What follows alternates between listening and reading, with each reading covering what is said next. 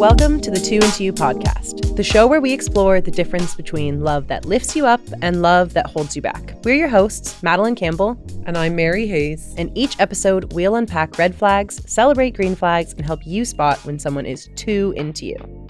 Run by Women's Age, the Two Into You campaign helps young people recognise when affection and romance crosses the line. Together, we're here to give you the tools to navigate relationships with confidence. Before we kick off, remember, if you're worried about your own relationship or even a friend's relationship, you can call the Women's Age 24-hour national Freephone helpline on 1-800-341-900 or use the chat service at twointoyou.ie. Both are free and completely confidential. Today, we're joined by James O'Hagan from LGBT Ireland. James coordinates the LGBTQ+ Community Intimate Partner Abuse Network. We'll be chatting about how abuse happens in LGBTQ+ relationships, what specific red flags might be, and where to go for support. Make sure you're following the Two Into You podcast wherever you get your podcasts. Like each episode and give us 5 stars. It helps us reach even more young people. Welcome back to the Two Into You podcast. James, we are so delighted to have you here today. Thank you for being with us. Thank you so much for having me. Well, just to kick off, I would love to know, what is your biggest green flag in a relationship? I've been thinking about this and, I suppose maybe it's appropriate for a bear to make a Goldilocks reference, but I think it's about kind of that just right spot. It's about having someone who's not telling you you're too this or you're too that or you're not enough this or you're not enough that, and someone kind of who accepts you completely for who you are. I think it's really about that kind of accepting you where you are, who you are, and kind of, I suppose, celebrating that. Yeah. I'm very lucky to currently be in, what I would say trademarked as the best relationship in the world with someone who kind of empowers me so fully to be myself. And it's very different to relationships I've been in the past, where I'm not saying that it was anything to do with the other people, but where I wasn't necessarily feeling as comfortable to be myself. And when you find that space where you're with someone who really makes you feel comfortable to be yourself, it just clicks into space and it is just right. Yeah, I love that. That's fab. And really, it's just about like meeting you where you're at.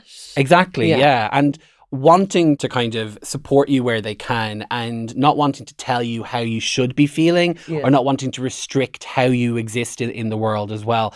And I think open communication is obviously a really important part of this. I think as we go through the conversation, I think these are points that'll come up again and again. It's just about having that person who really wants to celebrate and honor who you are as a person and who feels like it's you they want to be with, not just an anonymous ex of like having a person to be with. Yeah, or an idea of you. Or an idea of you, exactly, or sort of a suggestion of kind of, what you represent as a couple. I think it's so important to find that person who really just looks at you and says, God, aren't you fantastic? Yeah, absolutely. That should be a simple thing, It really should. That's what we should all be looking for. And I do think we overcomplicate it sometimes in our own heads.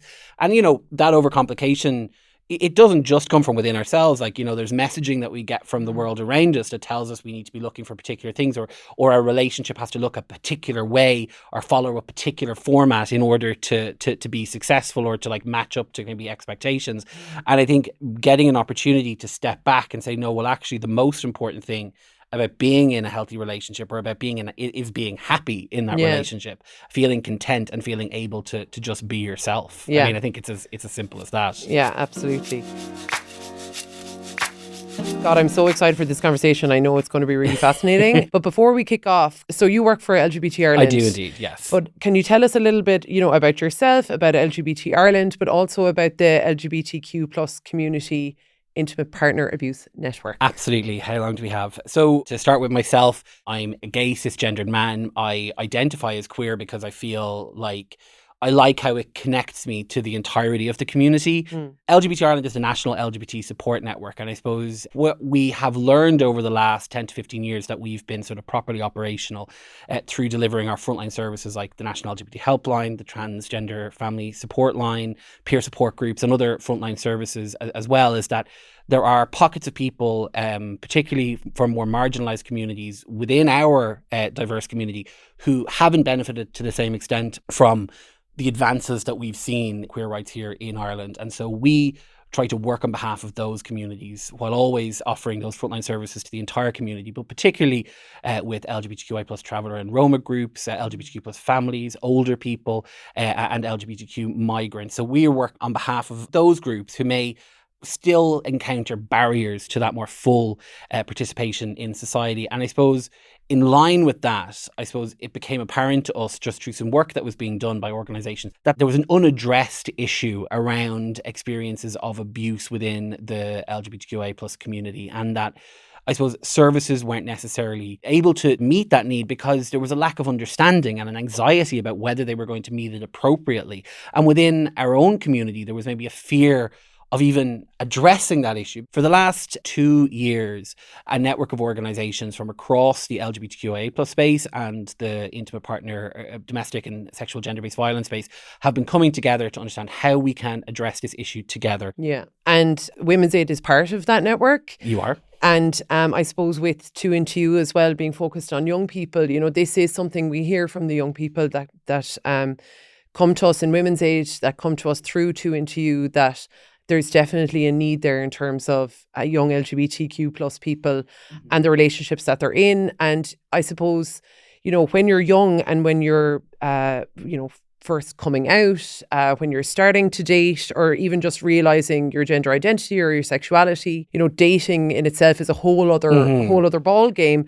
But I suppose, you know, if somebody is coming out at a younger age, or even maybe in their early 20s or late 20s, how do you think coming out impacts how young people date, their relationships, you know, what the expectations are in terms of dating? Or I suppose, you know, there's not a lot of representation in media of young queer relationships. Young queer people are having to find representation in different places, like, you know, TikTok is a big one, exactly. And social media. What are the things that are impacting young queer people's dating, and what are the things that they're learning? This is exactly it, is that like the representation that people are encountering is so sparse. There's very, very limited media representation of what like a healthy queer relationship looks like. And where it does exist, it doesn't tend to be very diverse, and it tends to sort of rely on similar kind of tropes. You get the kind of, you know, what was it? There's the heartbreaker, heartstopper, but then also the Love Simon. It's that sort of story of sort of, you know, very generically handsome young boys falling in love with each other, which is wonderful. And we want to see more of that as well. But I think that if you don't fall into that category, perhaps you're not necessarily seeing yourself kind of represented, and you're kind of wondering where is and what is your place in all of this. And you do end up looking online, and I think you start thinking, well, you start learning from what you're reading online, and start sort of, I suppose, you're first off, I suppose you're coming to it from a place of having had to accept yourself in a way that kind of your peers may not have had to do. You've had to start learning about your identity. And so you're starting from a few years behind. You're seeing the messaging around you that tells you that sort of the right and healthy way to be in the world is in a sort of a monogamous heterosexual relationship, and you're having to challenge that all the way through probably your youth. You're carrying whatever trauma and anxiety that may have developed over the period of time where you were coming to terms with your identity, or as you're still coming to terms with your identity. So it can be very confusing to be like, well, what does this world look like? And you can bring a lot of that damage or that trauma into the situations that you're in, because it can sometimes become more about ticking the box of having the relationship than it is about, is this relationship right for me? I think in terms of, I suppose, talking a bit more about the representation piece, something that became clear to me over many years since I was first coming out, back even before in the last century, to be frank, was my only vision of what the gay community was when I was growing up was Queer as Folk, which came on the year that I came out, and was the the only representation of what a queer community looked like. And within that queer community, it was exclusively sort of highly sexualized, very fit young men. And I, as a incredibly naive, fat teenage boy, was said, well, this place might exist, but it certainly doesn't exist for me. So if that's the messaging that you're internalizing, you don't feel like as if you deserve to value yourself, and you feel as if perhaps, you know, all you can do is hope that someone will accept you where you're at, and perhaps you'll step into a relationship where it's just to feel that sense of acceptance without questioning whether it's the right fit for you. So it's a dangerous place to kind of be untethered from any kind of formal or sort of, I suppose, accredited support. We are seeing, obviously, a growth in some conversations within schools around, what consent looks like and around sort of, sexual education. But it's fragmented and it's sort of only sort of at a very early stage. And even then within that, any representation or reference around sort of what a healthy queer relationship with is so far from where we are. The people are left a bit in the blind. They're learning from each other. They often are learning from doing. So they're hearing from they're learning from being in a relationship what a good relationship feels like. But if you don't know what a healthy relationship is meant to feel like, then how are you meant to divine whether you're in one sometimes? Yeah, absolutely. And I think it's interesting as well around the idea of expectations, and also that everyone won't be at the same stage. You may be going out with someone who's just come out, or somebody who's just figuring out their gender identity, and you might have come out years ago, so you're at different stages. And, I'm thinking particularly of like TikTok and the kind of sapphic and, women loving women relationships that we see on there, and them like moving really fast, the kind of U-Haul and the 72-hour date, and wanting to spend all your time together. And I suppose that can feel really lovely and really exciting if you're in it. But then if you don't know what, boundaries and things like that are in relation to you, it can be hard then to see those behaviors as, possibly harmful or toxic. So I suppose it's a different way that relationships differ to heterosexual relationships. And I think maybe one of the reasons why we don't see things like abuse being talked about in terms of queer relationships. Well, 100%. I mean, I think that the definition of what a relationship is has always been a sort of, that sort of heterosexual ideal. And oftentimes there is just a widely held belief that abuse doesn't happen in queer relationships, that it just isn't something that occurs. And so you're starting from having to kind of change that narrative completely. And you are right. Like there's a great sense of energy and excitement to the beginning of something, and you can get swept along in it without really wanting to question whether it feels right for you. And I think that if you're coming from a place where you have been made feel, or you have felt throughout your life that you're unworthy of, or you don't deserve something, then that sense that it's starting for you, that it's happening for you, can be so exciting. And if you don't have checks and balances along that way to kind of say, well, look, is it actually right for me that sort of, this person suddenly wants to capitalize all my time, or that this person, makes me feel like as if I should feel bad about wanting to spend time with other friends, or I should feel guilty if I choose to go to an event or be somewhere else, or, I should feel sort of ashamed or guilty if I'm not willing to share all of my personal messages with them.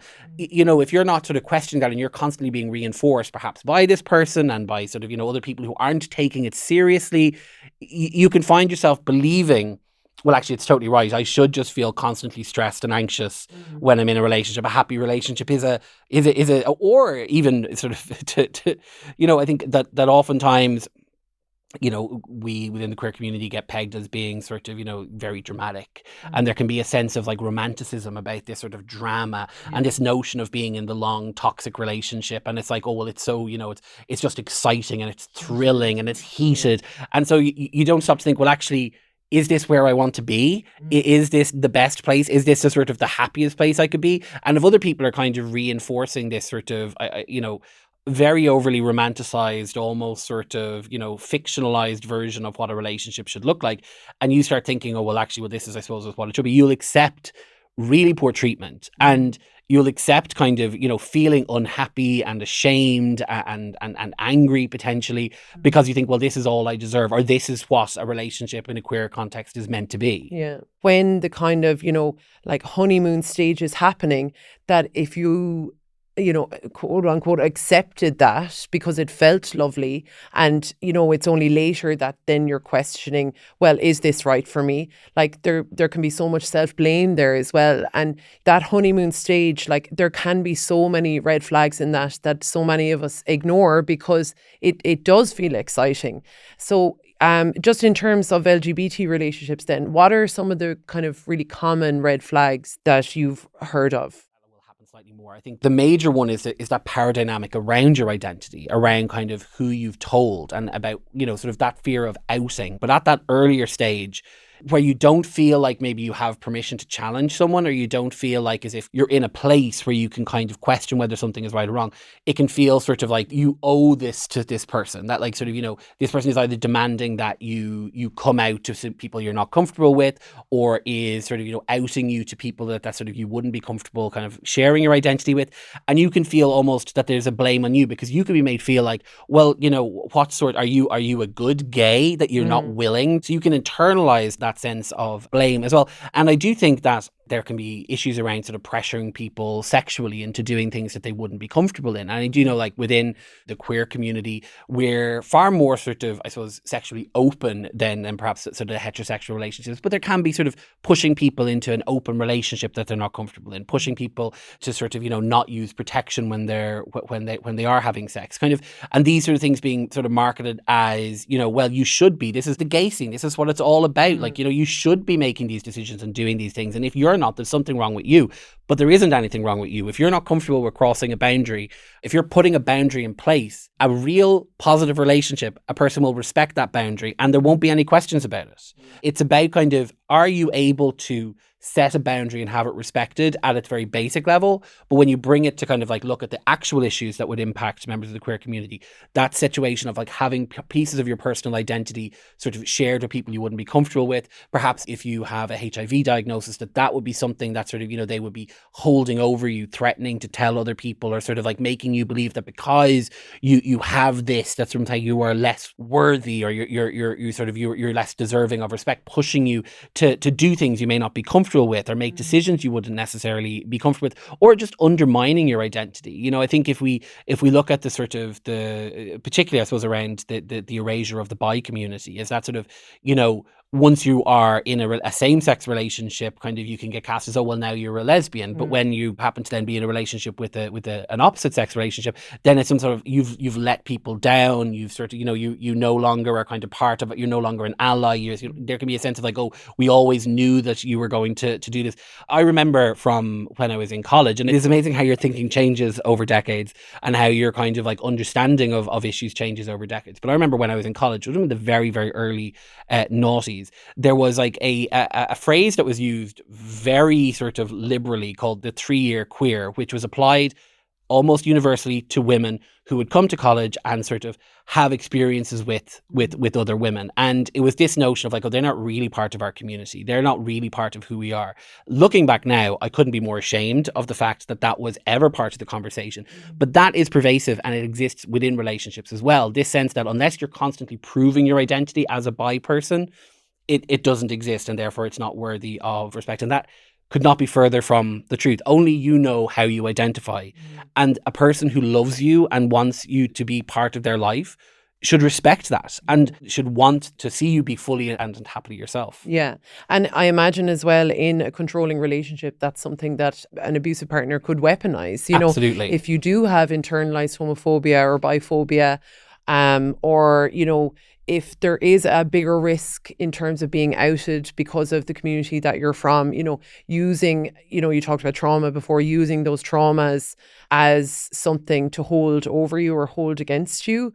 I can definitely see that happening in younger relationships. Yeah, absolutely. You mentioned earlier about how sort of people are on different journeys of coming out, and sort of there can be someone who's been out for a longer time, who may be around the same age, being in a relationship with someone who's only just come out, and that creates a bit of a power imbalance. And I think, when you are just coming out and emerging into the gay community or into the queer community, sort of you need to be able to find your footing and find your place. And I think it's a really important, personally, and I think most people would agree, as queer people, it's incredibly important to find yourself a space within our community where you feel safe and you feel held and you feel comfortable to be yourself.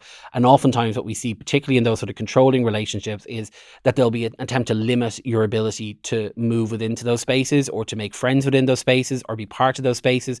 It can be, I suppose it can come from sort of a controlling behavior that tells you that sort of, oh, if you go over there, it's linking it to the idea of infidelity, or sort of, that this is a space that, we don't go for reasons like that. Or it can be sort of about trying to create a distance between you and potential friends and people who would be able to kind of support you if you were to tell them how your relationship existed. Yeah.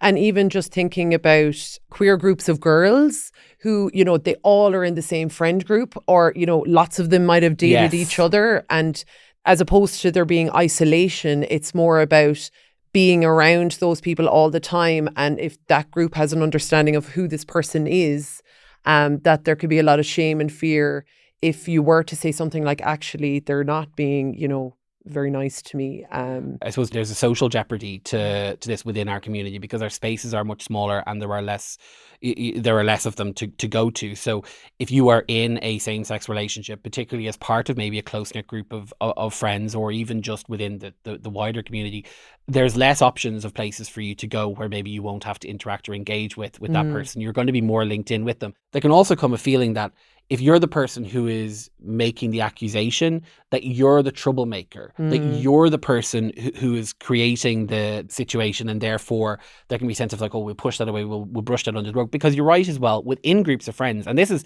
something that I think is very important, you see the way your friends are in relationships, and you can tell from outside if something feels like as if it's, not quite right, or if someone is treating someone in a way that you're not quite comfortable with. And we can all turn a blind eye to that, because it's easier to turn a blind eye to that. You can be part of a group of friends, and every night when you go out with them, there's the one couple who end up in a massive fight.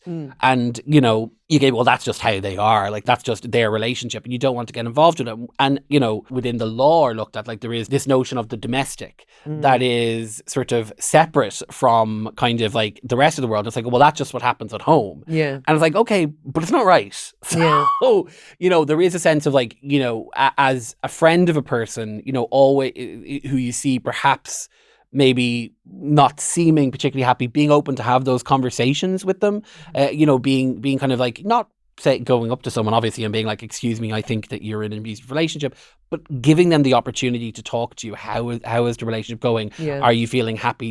How did you feel when this happened? It gives someone an opportunity perhaps to start voicing an opinion they may feel very afraid to voice if they feel it's going to cost them a huge amount by actually starting to address it. Yeah.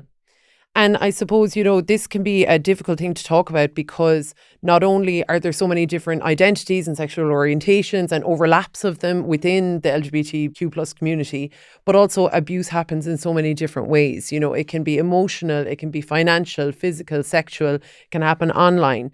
So are there some specific examples that you can talk about in terms of different groups and different types of abuse and how they happen within the queer community? Absolutely. So I think that if we look at, say, physical abuse, which tends to be the sort of the form of abuse people think of when they think of intimate partner abuse or of domestic violence, within the queer community, one of the issues that exists around that is that oftentimes couples are seen as being sort of the power imbalance is not recognized within couples of the same gender. And that can be very traumatizing to the individual who perhaps is sort of, suffering the brunt of or has less control within that abusive relationship. I think that around financial control can be a huge issue, particularly when it comes to members of the trans community and sort of our migrant community as well, because there can be a lot of barriers to being able to financially support yourself when you're part of that community. It can be harder to get a job, or often it can be more difficult to support yourself or get kind of that start into your career. And you may end up in a relationship with someone where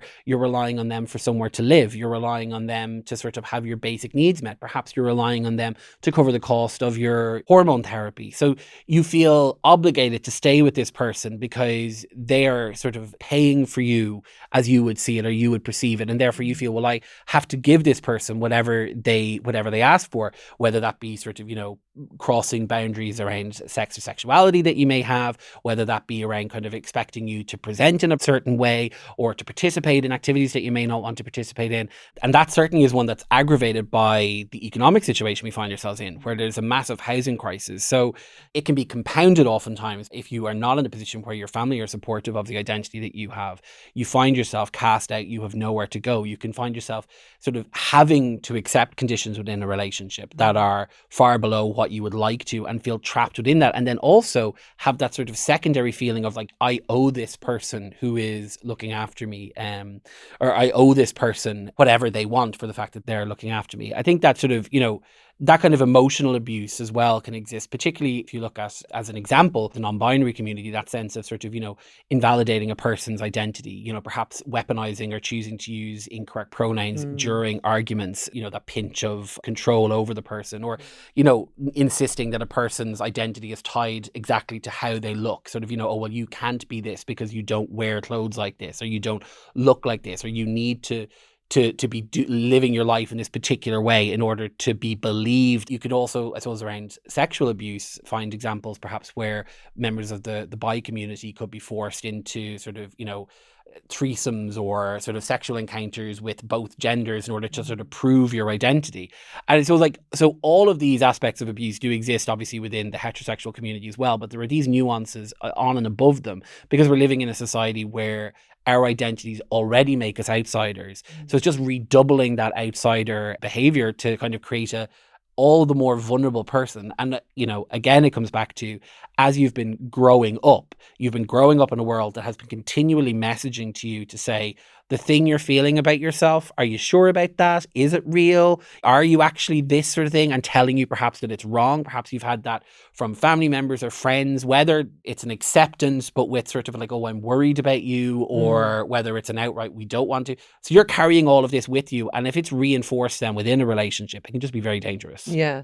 And with those kind of, myths and misconceptions as well around abuse and how like LGBTQ plus people experience it, it creates many barriers then for seeking support. So what are some of the barriers that you would see in people seeking support around this, and even information around this, or even recognizing abuse? I think that the single biggest one is that abuse doesn't happen within queer relationships. Like that is just far and away the biggest misconception that exists. So people see our relationships and just don't perceive that they can have an abusive element to them.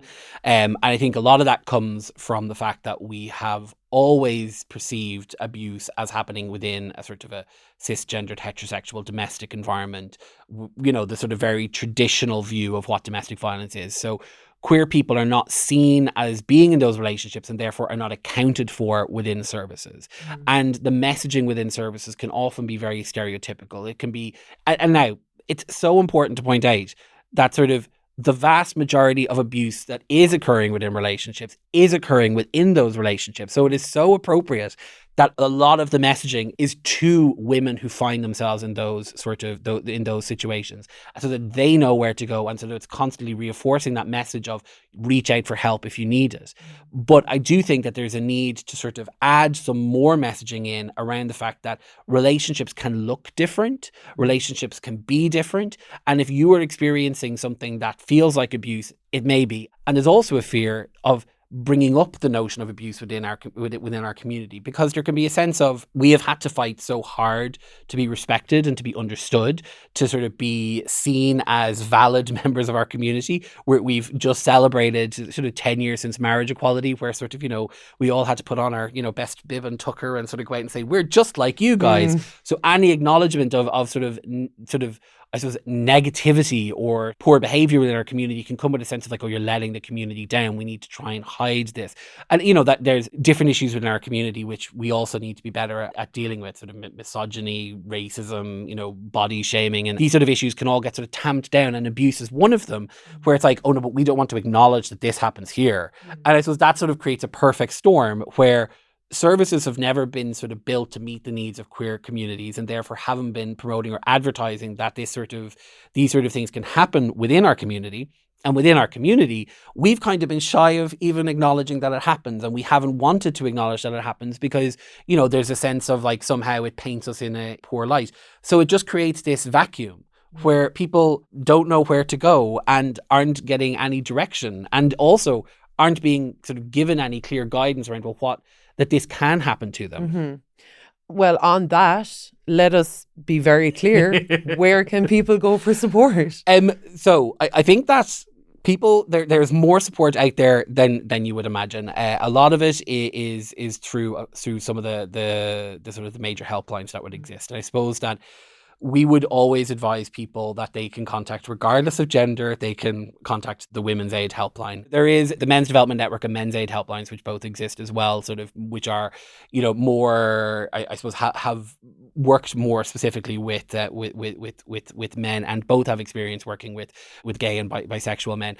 But also the queer services are becoming more kind of understanding of how to like help in these situations. So I know that we would get calls through to our helpline asking, is it okay if I contact the Women's Aid Helpline, or is it okay if I contact the Men's Development Network? They want that reassurance from someone within the community that they're going to actually be ringing someone who's thought about them, who's made that first step. So the LGBT Helpline is 1800 929 539. I think that reaching out for that initial conversation and just being listened to, if you feel like you are uncomfortable or unhappy in any aspect of your relationship, having that conversation, that anonymous conversation with a stranger can even just help you start thinking. And I think that once you've done that, there are many other kind of, the resource centres around the country, the LGBT resource centres around the country will openly welcome people in. I know that the Gay Project and LinkedIn in Cork have just done some training with OSS, so they're much more ready to meet the needs of people who may be experiencing abuse within their relationships. And that sort of training is what our Interpartner Abuse Network is hoping to roll out over the coming months and years, so that refuges and services for domestic and sexual and gender-based violence are able to have easy access to training around kind of how to meet the needs of members of the queer community. And so our queer spaces, which are usually the first stop a person will make, become kind of more understanding of like, well, what does an unhealthy relationship look like and how do we support the people who may need it? Absolutely. And just to say as well that anyone of any gender can contact the Women's Aid Helpline, as well as the chat service on 2and2.ie. And, all of our materials on 2and2 are gender neutral. We talk a lot about how abuse happens in young queer relationships as well, and on social media. So we are there and ready to support anyone who needs help. And as well, if somebody has someone in their life maybe that they're worried about, say you're a parent with a queer or a trans child, or you're you have a friend or a sibling, and you're worried about their relationship, what advice would you give to them on how to support that person? First and foremost, is stay present in that person's life. Major aspects of a controlling or abusive relationship is that sense of isolation. And we know that sort of isolation from friends and family members and a loving and supporting community is one of the most sort of dangerous ways in which a person can find themselves sort of isolated. So I think staying present for that person, being open to listen to them, and perhaps reaching out yourself and speaking to the likes of the Women's Aid Helpline or the LGBT Helpline to help you kind of understand how you can be better supporting them. I think it's very important not to sort of, go straight at the issue and say, we need to talk about this, because that will only drive someone away. But letting them know you're open to listen, that you have their best interests at heart, that you see them, that you validate them, that you love them. These are the things that are most important. And I think it's just being present for that person. Yeah. And the validation piece is hugely huge important as well. Yeah, absolutely. So then just before we wrap up, so it is Pride Month. So I'd love to know, if there is any young person listening who's maybe in their first queer relationship or just come out, what message would you like them to have? That I hope we haven't traumatized them with this conversation. But I think that it's supposed to be exciting. Yeah. It is supposed to be exciting. It is supposed to be, particularly for members of the queer community who will have walked a long journey, often on their own, to find a place where they fully understand who they are and they feel comfortable in the world around them. Meeting people, building friendships and relationships is supposed to be an exciting and beautiful thing. And I think always centering your own happiness and your own sense of self in any relationship you're in is going to sort of be a great guide of, if you're not compromising on your values, if you feel like your boundaries are being respected, that is all good, but enjoy it as well. And just, throw yourself into the community and have a great time, but always keep your own sort of sense of self at the core of it. Yeah, absolutely. Thank you so much. Thank you so much.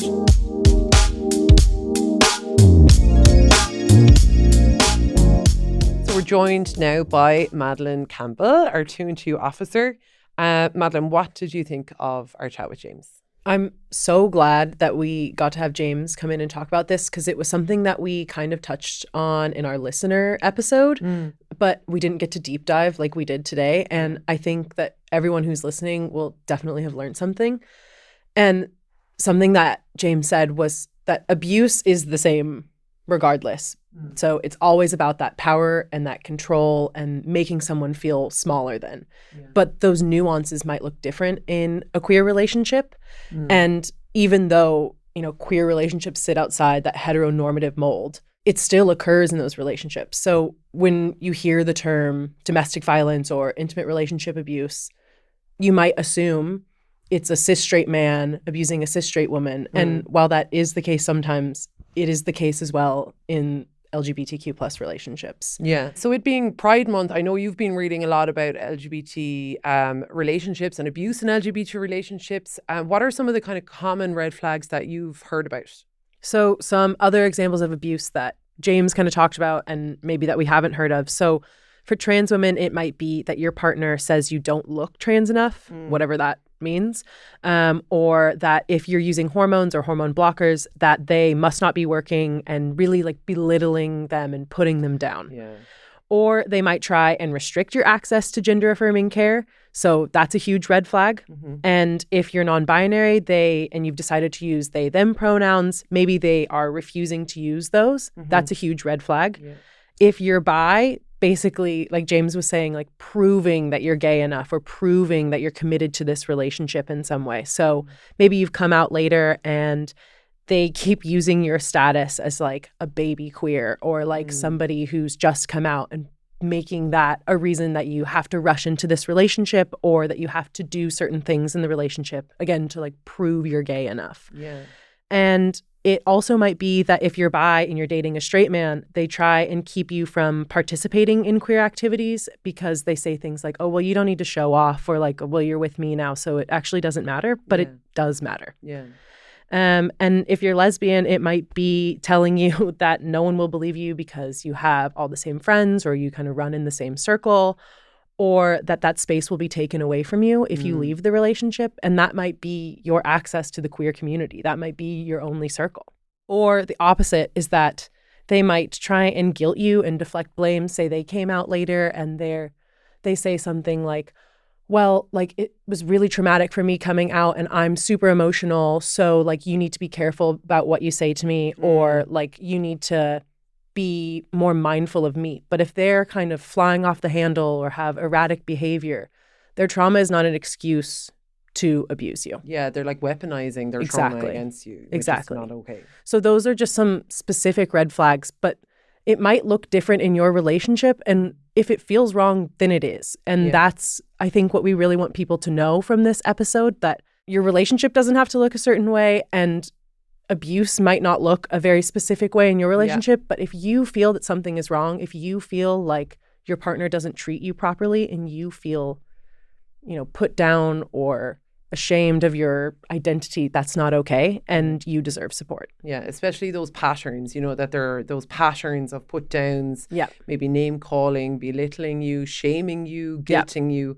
If there are patterns there of control and manipulation, that is a really common and clear sign that the relationship is abusive. Yeah. And especially, when I think of, say, trans girls as well, who are in a relationship with a cis guy, like you can see those gender dynamics coming into play again, that they fall into that power imbalance very easily. Yeah. And especially considering the fact that, people from the trans community often find it hard to find employment and find work and housing, that they may very easily become reliant on a partner. And if that is, a cis man, that those power dynamics can so easily become a tool for, controlling their partner, for making their partner financially dependent, but also, emotionally dependent. Yeah. And there's so many different red flags and they might present a certain way. So like for online abuse, say, if you have not come out yet and the person that you're dating starts commenting on all your posts like, oh, you look pretty gay here, or like, oh, this, and that. Like that is really scary because maybe you haven't told your parents or your friend group doesn't know, or it might look like, them making you delete all photos with a previous partner, even though maybe you're friends with them now, and really controlling how you present online. It's also controlling how you just present as a person. Yeah, how you exist in the world. Exactly. Yeah. I mean, that is really controlling behavior. And we were talking as well about, you know, intensity and like expectations, especially with, you know, in like lesbian relationships or relationships between two women. Yeah. And the thing with love bombing is it can be so difficult to kind of reason with in your head that it's a bad thing, because, you know, a controlling partner will feed you this idea of what, you know, the relationship is going to be like later on, that like you want to spend all your time together and this is just what sapphic relationships are like. And that, you know, you all have the same friends and that it's really intense, and your first date, you know, ends up being 3 days long, which can be really exciting, especially if you haven't gone out with a girl before and it's your first time dating a girl. But then if that's what's being set up in your head, it can be really difficult then, or worrying, if later on they go into that stage of, you know, putting you down, you know, questioning your past relationships, shaming you for past relationships, threatening to out you, or questioning your identity, or even like questioning how you present. So they say, well, I'm normally attracted to femmes, you know, but if you've just come out and you want to present more queer, like maybe you're wearing more flannels, or you're wearing that beanie, or your Birkenstocks or whatever, you know, you should be able to do that. And it's not something that your partner should say, well, this is my preference. They should accept you as you are. And if they can't do that, that's a them problem. That's not a you problem. Exactly. Like, God knows there's enough pressure in the queer community. Like, you don't need that pressure from your partner. And you don't have to, like James said, you don't need to prove your queerness. You don't need to prove that you're lesbian enough. You don't need to prove that you're bi enough. Like, you should just be able to exist exactly as you are. And your partner should be celebrating that and be supporting you to do that. Yeah. And as well, especially if you're still like figuring out your identity and your orientation, you know, maybe you don't know what your style is yet. Maybe you don't know what, you know, you want your label to be, if you want a label at all. Maybe you're, you know, your pronouns are changing. Your partner should support you in that and not make fun of you for, you know, oh, you're constantly changing your pronouns, I can't keep up with you. Or, well, you were dressing like that yesterday. Why do you look like that? It just looks silly, you know. This is a process. And, you know, when you're queer, like you don't just come out once, you come out all day, every day to different people in different situations. And that coming out might look different depending on the day or depending on where you're at. And your partner needs to be by your side in that. Even if you don't know what you're feeling like today. Exactly. James as well spoke about, you know, fears around not knowing if support services are appropriate for you or welcoming to you. And we just want to reiterate that the Women's Aid National Freephone Helpline and the instant messaging chat service on 2andtwo.ie are there for anyone of any gender, of any sexual orientation. The team are there to listen to you, to believe you and support you, to figure out your situation, no matter what stage of the relationship you're in, whether, you know, you just started going out with someone and some things have started to feel a little bit off, whether you're deep in it and you feel like you're really being controlled, or if you've already broken up. For any stage of any kind of relationship, that support service is there for you. And also, you know, the relationship quiz is there. The Help a Friend guide is there if you're worried about someone in your life. So please don't feel afraid of reaching out. Exactly. And I think James mentioned as well, like there might be like this shame, or like you feel really vulnerable seeking support. Like there's no shame in seeking support. Like your experience is just as valid as anyone else's. And because it is Pride Month, I think it'd be nice to kind of wrap up the episode by talking about the kind of green flags and healthy relationships and celebrating your pride and your queerness. And I think one of the biggest green flags is, you know, encouraging you to be unapologetically queer if that's what you want to be. If you don't want to be that, if you want to, you know, not be loud and proud about your identity, that's fine too. It's about your partner meeting you where you're at and being your cheerleader and celebrating you if that's what you want. Or just being by your side in you figuring yourself out. Exactly. Loving you exactly as you are right in this moment. Yeah.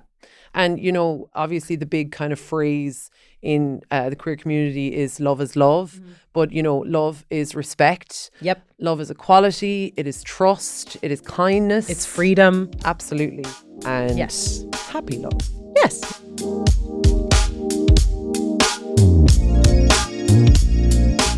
Remember, we're always here for you. Whatever your question might be, we're here to help at 2intoyou.ie. And if you're worried about your own relationship or even a friend's relationship, you can call the Women's Aid 24-hour national Freephone helpline on 1-800-341-900 or use the chat service at 2intoyou.ie. Both are free and completely confidential. Thank you so much for listening. Make sure you follow the 2 Into You podcast wherever you get your podcasts. A new episode drops the first Monday of every month. See you next time.